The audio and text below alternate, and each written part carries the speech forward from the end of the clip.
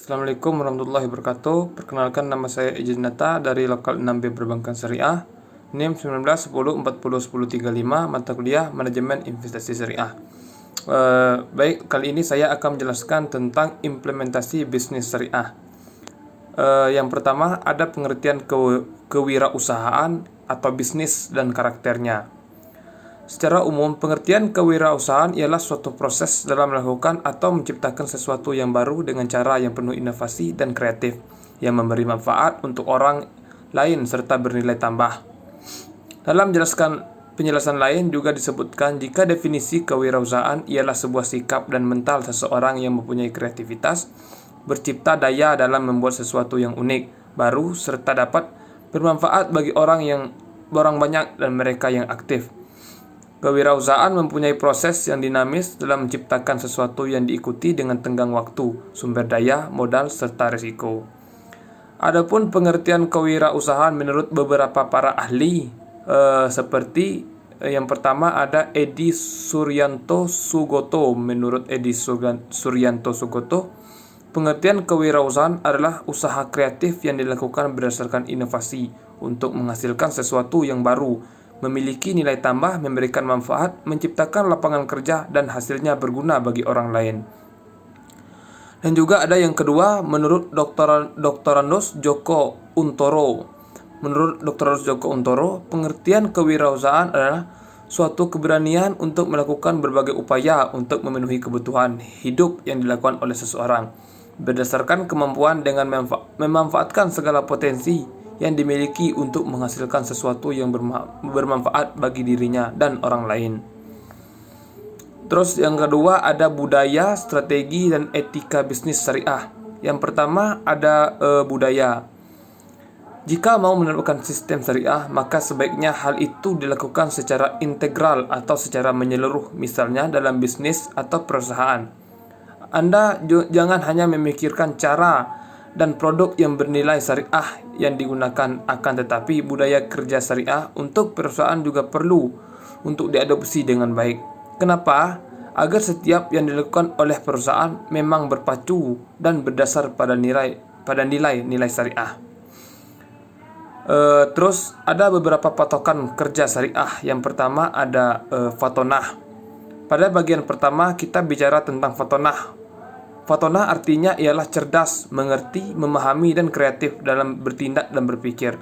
Hal ini, SDI atau sumber daya insani dalam perusahaan haruslah cakap, yakni seorang yang mau terus belajar dengan bijaksana. Dan yang kedua ada amanah. Amanah artinya adalah terpercaya atau bisa dipercaya. Terus yang ketiga ada tabligh.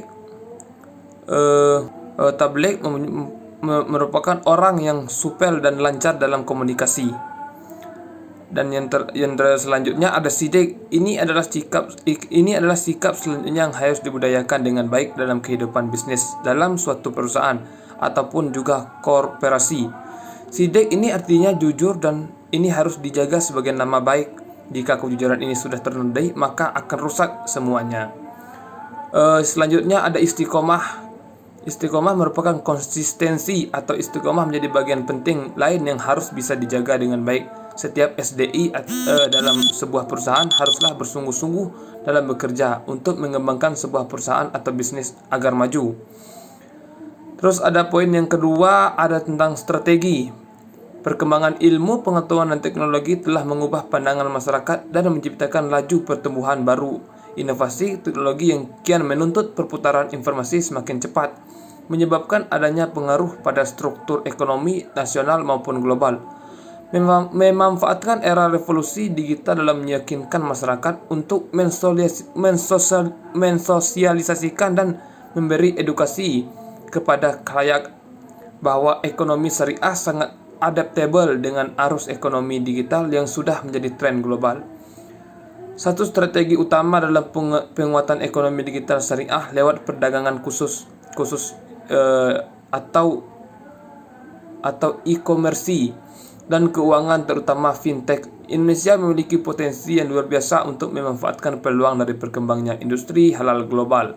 Islamic Digital Day bertujuan untuk mendorong tumbuhnya inovasi, teknologi dan digital platform sebagai bagian yang terintegrasi dengan daya hidup yang masa kini. Terus ada yang ketiga tentang etika bisnis syariah.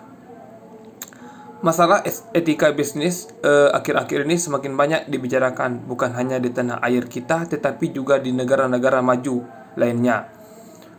Mengenai masalah ini tidak terlepas dari semakin berkembangnya dunia usaha kita sebagai hasil pembangunan selama ini. Kegiatan bisnis yang makin merebak baik dalam maupun di luar negeri telah menimbulkan tantangan baru, yaitu adanya tuntutan praktik bisnis yang baik, yang etis, yang juga menjadi tuntutan kehidupan bisnis di banyak negara di dunia. Etika berasal dari kata ethos, salah satu cabang ilmu filsafat.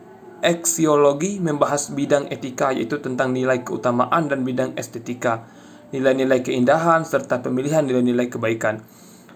Adapun menurut bahasa Yunani kuno, etika berasal dari kata etikos yang berarti timbul dari kebiasaan. Etika merupakan studi standar moral yang tujuannya eksplisitnya adalah menentukan standar yang benar atau yang didukung oleh penilaian yang baik, dan dengan demikian ketika mencoba mencapai kesimpulan tentang moral yang benar dan salah, dan moral yang baik mana yang jahat. Dengan kata lain, dalam etika, berperilaku moral sama pentingnya dengan mengetahui dan memahami alasan-alasan dan dasar-dasar moral. Selanjutnya ada poin yang C, optimalisasi peluang dan pemilihan jenis usaha. Banyak pengusaha yang mengawali usahanya dalam situasi yang serba sulit, menghadapi kondisi yang tidak pasti, atau bahkan sering menemukan jalan buntu, dan akhirnya frustasi atau hanya menunggu saja dan tidak melakukan apa-apa. Ada beberapa strategi dalam menentukan atau pemilihan jenis usaha. Yang pertama ada kekuatan. Melihat kekuatan yang dimiliki, seperti contohnya seperti lokasi, sumber-sumber bahan baku yang mudah didapat, mudah dijangkau oleh konsumen atau pelanggan, dan kekuatan lainnya yang dapat dimanfaatkan. Yang kedua ada kelemahan. Kita harus melihat kelemahan yang dimiliki agar kita tidak memaksakan diri melakukan sesuatu yang sebenarnya tidak dapat dilakukan karena kita memiliki kekurangan tertentu. Contohnya seperti sebaiknya jangan membuka usaha rental komputer tetapi tidak mengetahui sama sekali tentang komputer tersebut. Terus yang ketiga ada peluang. Kita harus melihat peluang yang dapat dimanfaatkan dan memberikan keuntungan. Contohnya membuka usaha fotokopi yang berada di lingkungan dekat-dekat kampus, dan juga membuka usaha kantin di lingkungan perkantoran, dan juga seperti sekolah dan lain-lain. Terus yang keempat ada ancaman. Melihat ancaman terhadap usaha-usaha yang berisiko tinggi, memiliki siklus hidup yang pendek dan tidak terukur, terlebih lagi jika pesaing-pesaing kita memiliki kemampuan yang lebih baik dari kita. Contohnya seperti investasi saham, di mana kita tidak memiliki cukup ilmu tentangnya, atau bermain di pasar yang perilakunya sudah sangat banyak. Mungkin itu saja yang dapat saya jelaskan. Lebih dan kurang saya mohon maaf. Saya tutup dengan Assalamualaikum warahmatullahi wabarakatuh.